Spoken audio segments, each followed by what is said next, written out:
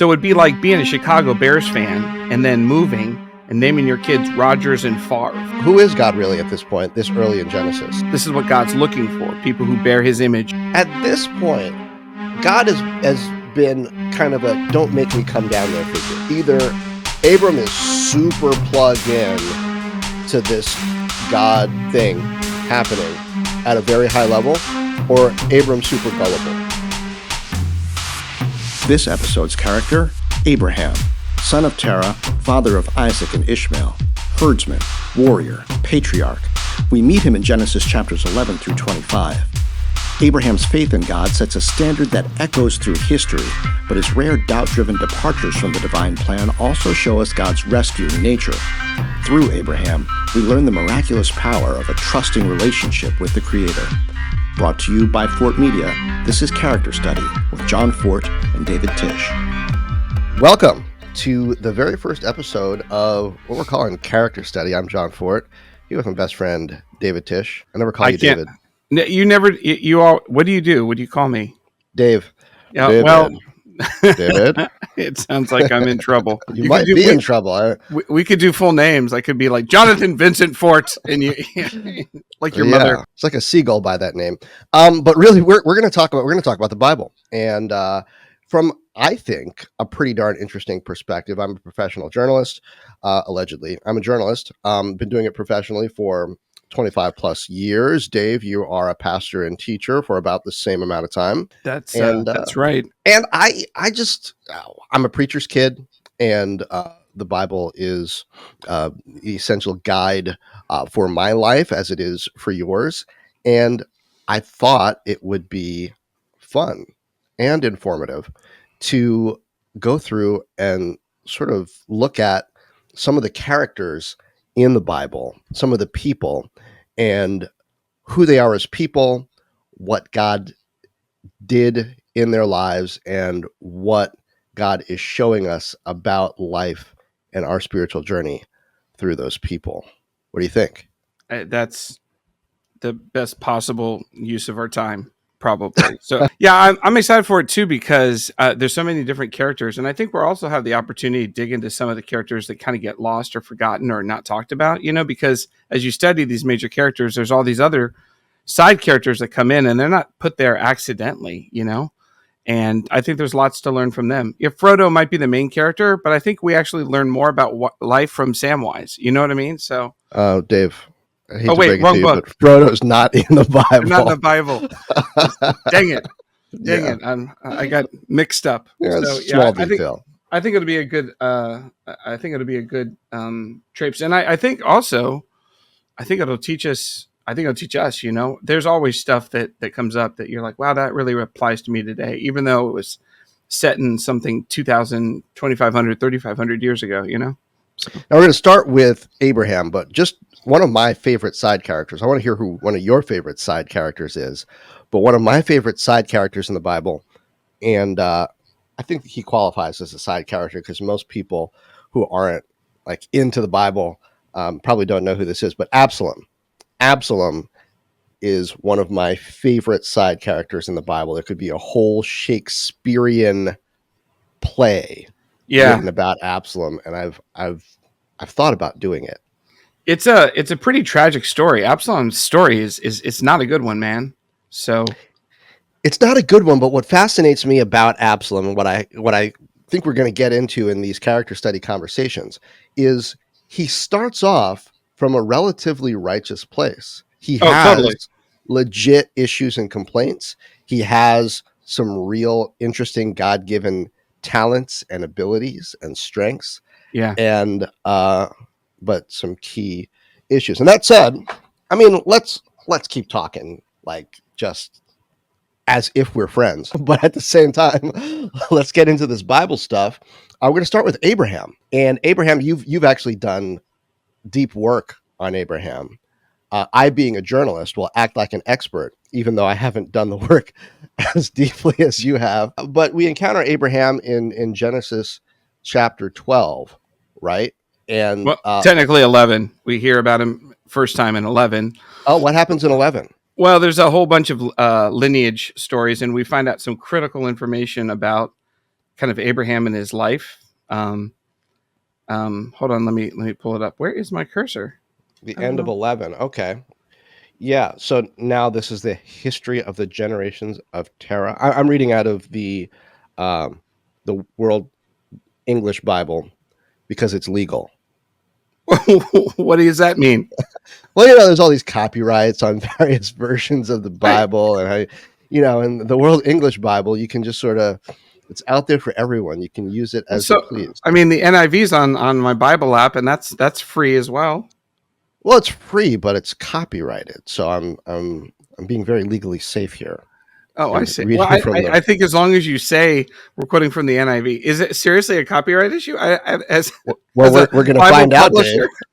We're going to find out. Why don't you read from the NIV, and any legal issues, send your mail to David Tieche. Oh, I've never heard of that. Yeah, so you got the Tower of Babel, which is all bad. We'll talk about that in a bit, and then you've got this lineage stuff, and it starts kind of around 24, verse 24. You can go ahead and read it. Okay, verse 24. Nahor lived 29 years, which is like a baby at this point in the Bible because people are living 900 years. Nahor lived 29 years and became father of Terah. Nahor lived 119 years after he became the father of Terah and became the father of more sons and daughters. Terah lived 70 years and became the father of Abram, Nahor, and Haran. Now this is the history of the generations of Terah. Terah became the father of Abram, Nahor, and Haran. Haran became the father of Lot. Haran died in the land of his birth in Ur of the Chaldees, while his father Terah was still alive.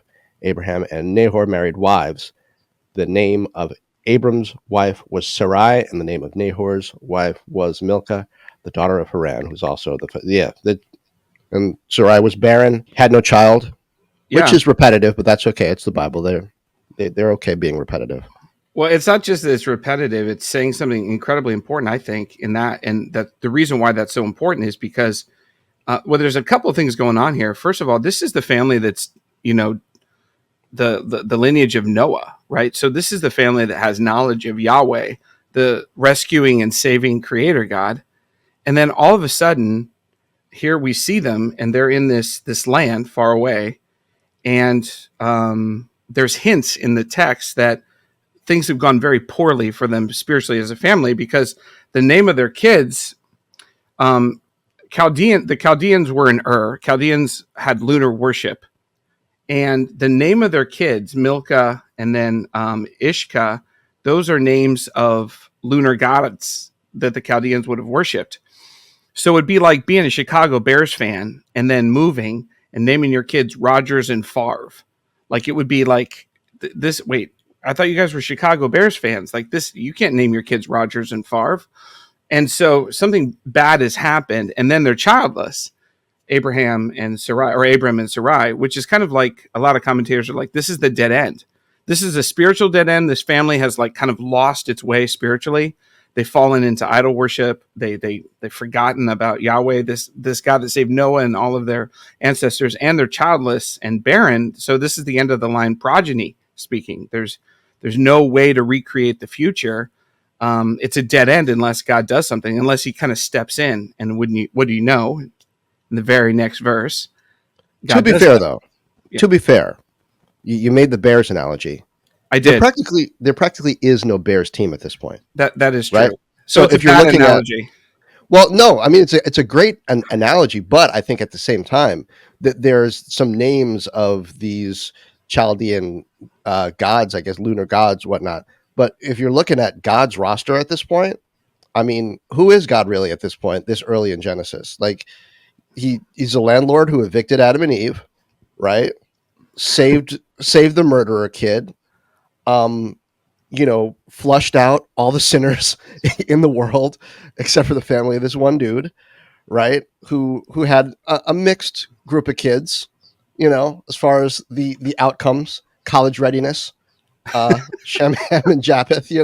Some did well, some did less well, and so like, who are you going to name your kid after? I mean, there's not a ton of there was a Tower of Babel just happened, right? Yeah, and that wasn't good either. Yeah, a lot of not good stuff. So you don't have a full roster at this point. Maybe you're just naming kids after in some way. You words don't you've have heard. any. You don't even have rosters. Yeah. You barely have words. I mean, what's the place is called Isn't that just a placeholder sound? How is that the name of a place?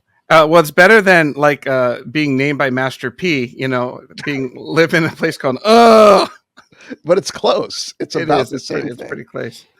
Okay, so well noted. This story actually happens in Genesis chapter 11. It's more of the prelude, if you will, the introduction. But in chapter 12, we get some action, just a fraction of friction. Not just action. A lot of people say, a lot of commentators and a lot of biblical scholars say Genesis 12 is actually, they call it Grand Central Station. Like this actual verse in the Bible is almost so many roads lead to it, out of it, and to it, and through it. So this is actually a seminal moment in human history. And you could make a case it's one of the biggest moments in the entire Bible. If the Bible is a mountain range, this is one of the highest peaks, if not, just definitely one of the highest peaks. Not Everest, that's later. But this is a huge issue and a huge thing. And there's so much in God showing up in the middle of, and the reason why it's so important is because 11, there's nothing happening, to your point. Like God doesn't have a roster. Genesis 1 is, as Moses is kind of trying to instruct the people, he's trying to say, hey, here's what it looks like to be a person who walks with God. In the words of Genesis, a faithful covenant partner. This is what God's looking for, people who bear his image. And bear his image isn't just like look like him, but like actually behave like him, have his essential qualities, act as he would act, behave as he would behave, and do what he would do. And he can't find a whole lot. I mean, Noah's there, but then Noah goes sideways, falls into drunkenness. That's not great. So there's all sorts of, and then his kids, not like you said, not so great. And there's a movie called Sideways that includes drunkenness. Yes, it is. That's a deep cut, John. That's like 1999. That's a early 2000s. That's a deep cut. I think our listeners might have to look that up on IMDb. They might, but I enjoy that about our conversations. Enjoy that with a glass of Merlot. But you were saying, things with Noah went sideways. His kids were iffy, and that brings us to Genesis 12, where let's cut through the suspense and give the folks the line that they've been waiting for. Now Yahweh said to Abram, he hasn't even gotten his extra syllable yet. He's not Abraham. He's Abram. Right. Leave your country and your relatives and your father's house and go to the land that I will show you. I will make of you a great nation. I will bless you and make your name great. You will be a blessing. I will bless those who bless you, and I will curse him who treats you with contempt. All the families of the earth will be blessed through you. So, that's actually 3 verses, but all right. Yeah. 12 verse 4. Massive. This is massive. So Abram went as Yahweh had told him. Yep. Lot went with him. Abram was 75 years old when he departed from Haran. So just pausing there for a moment. So Abram at the time, but he will be Abraham, so we can call him that. We can just interchange. Yeah, it's no big deal. Yeah. So God tells him to get up and go. Leave everything that you know. Take a few of your homies, your fam, and go not to a place that I'm specifying and painting you a picture of, but a place that I will show you. One might expect questions at this point, right? Because a parallel, angel shows up, talks to Mary, says, hey, some wild stuff is going to happen. And she's like, okay. Well, she's got some stuff to say about that. Let it be as you've said. But Abram just went as Yahweh had told him. He didn't like, well, can I have a packing list? Right. Can you give me a hint? What do we make of that? Well, there's so much in this. First of all, I kind of think I want to get into what you said because I think it's actually super important for what it means.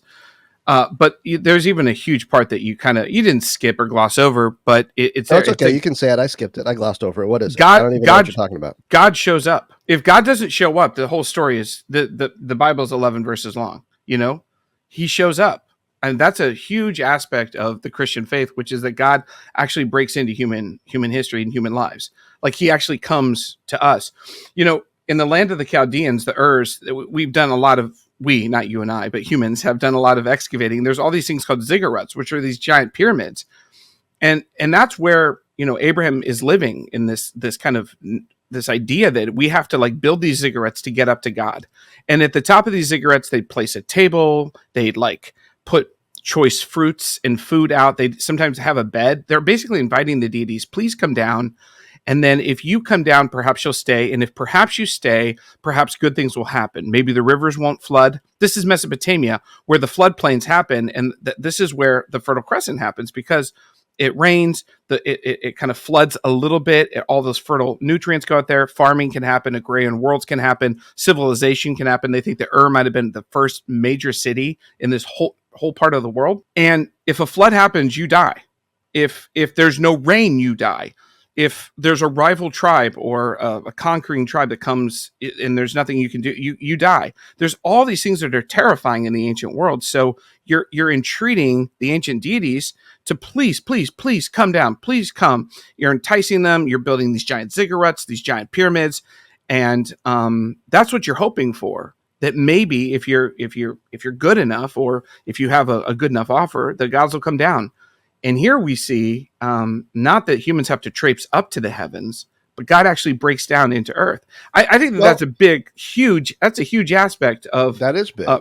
That's a big paradigm shift for Abraham. God comes to him, and we're going to see that that's a really important idea, right? You know why else it strikes me as important is because we're only in Genesis 12 at this point. Right. Very early. At this point, God has been kind of a don't make me come down there figure. Right? Like God will set some stuff in motion. But if God is asking, hey, where are you? Or if God is coming down and saying, where's your brother? Or right. if God is coming down and saying, I need you to do a construction project, it's not good news, right? It's not like, oh, are we building an addition to the house? It's like, no, you're building a big boat for you and all the animals. Which animals? All of them. You know? Right. Okay. Hopefully there'll be ventilation on that boat. But at this point, right, God's not coming down with bad news or to ask a leading question, right? Right.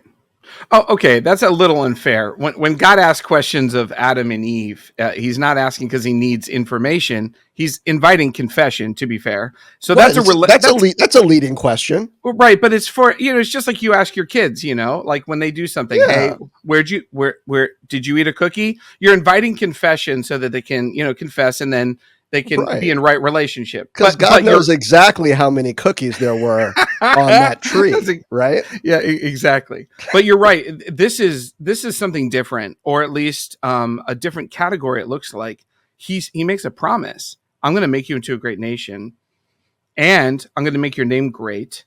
And when he says I'm going to make you a great nation, this is a huge thing for Abraham because he can't have kids. This is the death of his lineage, and so it's a huge deal that he gets to actually be a person who has kids. So this is a huge thing. And I'll make you great. And somehow everyone, all the families on earth, I have all the peoples. I think your translation said every family. All the peoples, basically every tribe and tongue, everybody is going to be blessed through you. This is fundamentally a different sort of interaction. Is that the right way to say it? Or promise? I'm not sure. Sounds good to me. Yeah. Sounds good to me. But here's what also strikes me about this interaction, right? God says, okay, Abram, here's what I want you to do. And Abram does it. Yes. So crazy. Yeah. So he just does it. So a couple possibilities here. Either Abram is super plugged in to this God thing happening at a very high level, or Abram's super gullible, right? Just a trusting guy, just thinks the best of voices and people. And we don't know yet, right? Because we don't know a lot about Abram. We just know some lineage stuff. We know he's got a wife who's not having kids. And we know that he's got a nephew. And we know that God told him to go, and that he Yeah. he just up and went. So maybe Abram's just trusting and compliant. Well, I mean, you make a great point. There's so much in this. I mean, the first thing is that Abraham is a figure, and you know this. For my graduate degree, I wrote a book with my seminary professor on Abraham, and it was You kind of don't say. it was his 40 years of work. Dr. Gary Brashears from Western Seminary was my cohort professor for my master's degree, and as he was presenting on Abraham, I was like, "This is brilliant. Let me try to codify all this and collate all this into a book." And one of the things that I realized in writing the book with him is that Abraham is so important to so many world religions. I mean, you think about Islam, Judaism, Christianity. That's a large portion of the world who study Abraham as a spiritual father, or at least have meditated on him for millennia. I kind of jokingly asked you the question: is Abraham one of the most famous people the world's ever seen? Jesus obviously is up there. A.C. Slater from Saved by the Bell. I mean, these are the names that come up, right? But Abraham's a huge figure, and he's studied because of the way that he interacts with God, and so it's worth pondering and meditating on.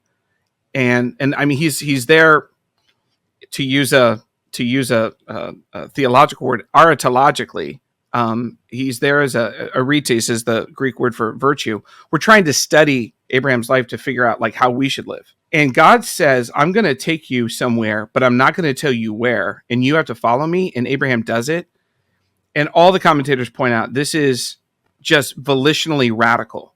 Because if I said, hey, follow me, what's the very next question that every single human's going to ask? What are we going to eat? Well, maybe, but where are we going to go, right? Right. Where are we going? But what are we going to eat on the way?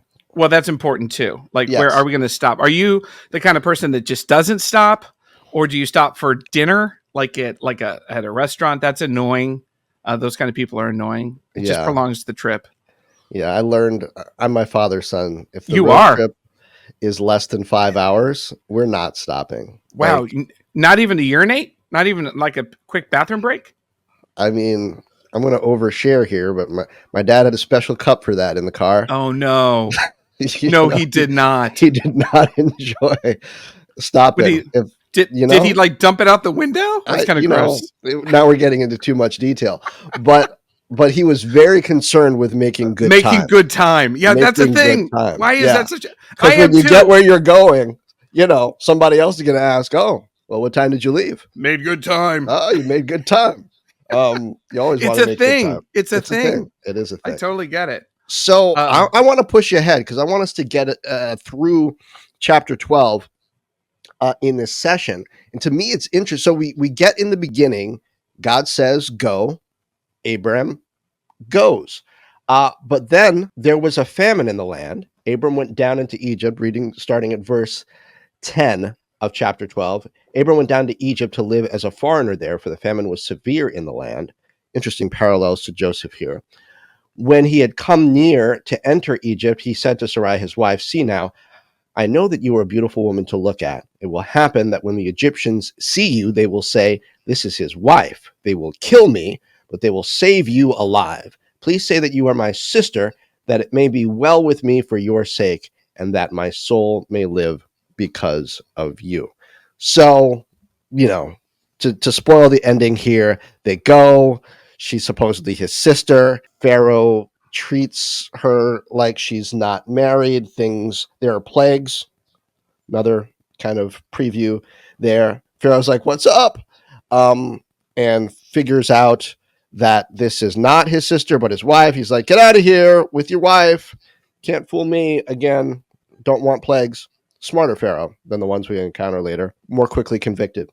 But to me, as I alluded to earlier, what this sets up is that Abram's not just by nature a trusting guy, where God says go, and he's like, okay, and then we're going to Egypt. It's going to go great in Egypt. People like me. He's like, actually, he's got a lot of catastrophic thinking here. Actually, they're going to see that you're pretty, and they're going to kill me. So here's the lie that we're going to tell. Right. Well, I think that this moment, I mean, first of all, we got to give Abraham a little bit of a slack here.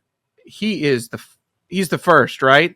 being the oldest child always is the hardest because you have to learn the hard way. Like you've got no other older brothers or sisters to learn from. And he's trying to figure out what life with this God that called him out of Egypt is like. And he doesn't know what kind of thing is going to happen, but he knows how the world works. Yeah, there's no Ten Commandments at this point. There's no tablets, no chiseling, there's none of it. There's no Bible. There's no history of the saints. There's no, I mean, we've got thousands of years of like life lessons from lots of people. Like there we've got there isn't even a covenant yet, right? Between him and God. Not. There's a promise. It's between, like a pinky promise sort of thing, but no, cut handshake. Right there. Well, there had been, is that a reference to the, what was that? The film? Yes. Yeah. Okay. Wolfpack, right? Yeah. That's funny. Yeah. Well, there had been a covenant with Noah, but, we're not sure exactly. I mean, we know that in the story, but Abraham doesn't have that. He doesn't have that yet. And by the way, when he does get the formal covenant sign, he's going to be like, what gives? Noah got the rainbow, Yeah. Rainbow's pretty. And that promise was very specific. It's like, I will never again destroy the world with water falling from. Yeah. It's like, okay, so there are lots of ways to do this, and that one we're crossing out. So. Yeah. So you're right. It's a big deal. And I think this juxtaposes, when he says, I do think it's worth going back to when God says, hey, I want you to follow me. And then Abraham says, yes. I mean, go ahead and think about that for a second. If Abraham makes a different decision there, the Bible's really, really short. You know what I mean? It's like, it's like 12, it's like really short. I mean, obviously God could have found somebody else, but that's the whole point of Abraham, is that he actually decides to listen to Yahweh and to follow him. And this is, maybe God asked 3 other people before Abram, and they just didn't. They all said no because they asked too many questions. They said no. Right. I mean, and so that's, I think, part of the story. The lesson of Abraham is to trust God even if we don't understand, because he said, he makes these promises of good things. Like I will make you a great nation. So he's got a little bit of a promise. He's got a little bit of a pinky promise. He knows a little bit about this God, but not very much. So I think we should cut him a little slack. He's basically trying to be wise. Sure. We can cut him a little slack, but here's my issue. I'm going to take a little slack back. If he believes that God's going to make him a great nation, how can he believe that, but yet also believe that he's going to go into Egypt and get killed before he has any kids? Yeah, no, you're right. There's some bad thinking there. Yeah, doesn't he have he should have plot armor, right? He's like, I can do anything, right? Yeah. You're right. And he starts to scheme, and we're going to see this in Abraham. So I think that there's a delta between, we're going to see this in his life a lot. This is going to be something that keeps popping up. Do what God says or make my own way. Try to follow the details of what I know from God, or make it up as I go along and make sure that, I chart my own path. Because this is what he's doing. He's trying to, basically chart his own path. And this is a way that seems good to him, and it's not a bad plan. It's a bad plan for his wife, I think, in a lot of ways. So, I mean, this is the juxtaposition here. We've got on one side, you've got, am I going to try to follow, and what do I know about this God, and how can I follow him? And Abraham doesn't have that much information. Or do I need to make my own way? And every time Abraham makes a mess of things, it's when he tries to make his own way, when he tries to do his own thing. And yet, Abraham is not a Jesus figure here. He's not. No, perfect. He's not perfection. Yeah. He's not perfect. And to me, when I look at his character and what that outlines for us, and you could throw David in here, you could throw in Joseph, so many other. It's interesting to me that we're not given this standard of absolute perfection. There's a line in here somewhere, right? And it's similar. It reminds me again of an angel comes to Mary, and an angel comes to Mary's cousin Elizabeth and her husband, and there's a line between completely, immediately accepting, having questions, and having doubts. an unacceptable level of doubt. Yeah. And it seems to me like what God is communicating through his word at this point is that you don't, in order to be a hero, you don't have to just immediately do everything without having any questions or any human frailty. Because, yeah, Abram does just go and to find the land that God will show him. But then along the way, when there's a famine, he freelances a little bit. He calls some audibles, ill-advised, but he's still Abram. He's still God's guy. Yeah, I also think there's a sense in which, I mean, this is what Genesis 12. If you look at a Bible, we're so early in the story. The whole point of a story is it unfolds and you learn more and more and more about the main characters. And by the way, the main character in this is not Abraham, it's Abraham's God. It's Abraham's God's the main character here. And Abraham is learning about that. And look what God does. God gets him out of the mess. Like it's almost like a young kid. Like he makes an earnest mistake. It's a way that seems wise to him, but then dad has to come and clean it up. And he does. God cleans it up. And I don't see any chastising here of Abraham. I just see lessons. And so I think that there's some, to your point, it's obviously Abraham's very flawed, but in some ways, he's trying. It's like, okay, look, I need to keep Sarah alive. I need to keep myself alive if we're going to have kids. So it's all on me. And so you lie, I'll hide. And then God's like, look, you don't need to do that. And then if anybody in the ancient world would have been listening to this, like who's writing this? Moses. Who's he writing it to? People who'd just been freed from slavery. So when Egypt shows up in the story, everyone in the whole crowd's like, boo. They know what pharaohs are, right? And this Pharaoh, again, God sends afflictions, and then this Pharaoh relents. So it's very interesting. So there's a lot of interesting, like you said, callbacks, but they're actually hyperlinks forward. I think there's a tremendous amount of God's like, look, find out more about me as we go. You made some mistakes. I'm going to clean them up. You're going to learn more about me as we go. And that's kind of the whole point of Abraham's story. He's going to learn a lot more about God and what kind of God this is. Take a little rabbit trail here. I mean, this Pharaoh actually seems like a pretty good guy. Yeah. All things considered. I mean, he marries Abram's sister. He deals well with Abram for her sake. And then he gets afflicted with great plagues. He's like, well, and his whole household. Yeah. So, I mean, maybe Abram doesn't get chastised, but I mean, Pharaoh gets shafted here. Yeah. And then look what he does. He's like, this is your wife. Go get out of here. And then, and then it's not even a matter of letting him go. He's like, and doesn't he acquire sheep, cattle? And then he actually kind of becomes a little wealthy. So like Abraham makes out on this. Pharaoh's the one who gets the short end of the stick. Yeah. So, because Abram, I guess by implication, Abram is blessed. Yeah. Right. Just, he's on this mission from God, right? And he's blessed. Another reference. We're going to have a lot of those. And he's blessed, and he runs into some issues with Pharaoh, kind of his own making. I mean, maybe Abram was right, because the first part of his supposition that, hey, we're going to show up and they're going to see that you're real cute. And I mean, that part did happen. It did. He wasn't wrong. He knew what was going to happen when they stepped up in the club. At least that part. Now, were they going to kill him? I don't know. Pharaoh seems like a nice guy, but it does say that Pharaoh dealt well with Abram for her sake. Now, if not for Sarai, how beautiful must Sarah be? Like, how on a scale of 1 to Beyonce in 2002, how hot is she? Like on this scale? Do you know what I mean? It's like she must be something, because her officials like notice her.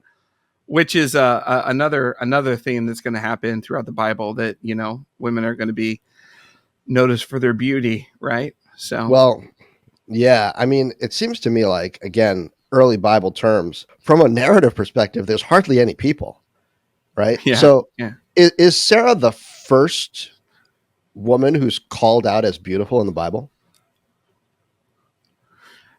You could, yes, you would be. You could make a case that there's the second that Eve shows up and Adam like writes a song to her, he's like, whoa, Well, whoa, yeah, sure. Sure. We all imagine that Eve is like the most beautiful woman Sure. ever. She was also the only choice. Correct. Right? It was Eve and some raccoons. Yeah. And so it's like on the curve, on the attractive of all the mammals at this party. Right. Adam found Eve. Well, there's also that point the where, most like, attractive. right before Eve comes on the scene, there's like a parade of animals to see if any were suitable. And Adam's like, no. And then Eve shows up and he's like, whoa. Right. So, but yeah, so there's something about her beauty here that's worth noticing. And that's going to be worth paying attention to throughout the rest of the narratives, especially in the Old Testament, especially in Genesis. Beauty is going to become real important. And it gets pretty messy, you know? Yeah. So, and plus she's like 70 years old at this point. Yeah. You know, so 70 something. So how about that? Grandma still got it. You know what I mean? Yeah. That's turning pharaohs' heads and whatnot. Doesn't look a day over 35, but she's 7. I mean, yeah. I don't know. But, you know, we're going to see as the story continues, there's times when, again, Abraham like gets it right, but I think he is still learning about God. And I think that the point of this story is for us to learn about God. Like, do we need to like take matters into our own hands? Are we orphans in this world? Are we alone? Do we have to just make our own way in a cruel and dangerous world like Abraham finds himself? Or will someone actually take care of us? And I think that later on in Israel's story, the reason they fall so hard is because they actually don't believe that God will fight for them or take care of them. So they make weird political alliances. You talked about David earlier. I was just reading 2 Samuel, the end of David's life. The whole end of David's life is he takes a census of soldiers because he doesn't trust that there's going to be enough to fend off the foreign powers that are coming against him. And God has specifically prohibited censuses because it's a way of counting military strength. He's like, I showed you with Gideon, you don't win because you have more soldiers. I'm Yahweh. I take care of you. I take care of my kids. And I just don't think that Israel believes that. And honestly, there's times I don't even believe it. I have to be on my own. I have to make my own way. If it's going to happen, it's up to me. Those things, those are very human emotions. I think we're all afraid of being orphans alone in the world with no one to look out for us in a cruel and sometimes violent world, especially for Abraham. So I have a tremendous amount of empathy for Abraham. And I feel this is the beginning of the story of, hey, listen, you can trust me. This is very early on, though. We're going to learn later on just how good this God is and how much you really can trust him. It's pretty exceptional, but Abraham doesn't know that yet. And neither do we reading the story for the first time through. That sounds like a great cliffhanger and a great place to leave this part 1 of our character study of Abraham. Dave, it's been fun. It has. We're going to keep doing it. Yep. David Tieche, Jon Fortt character study talking about Abraham. And we'll see you next time.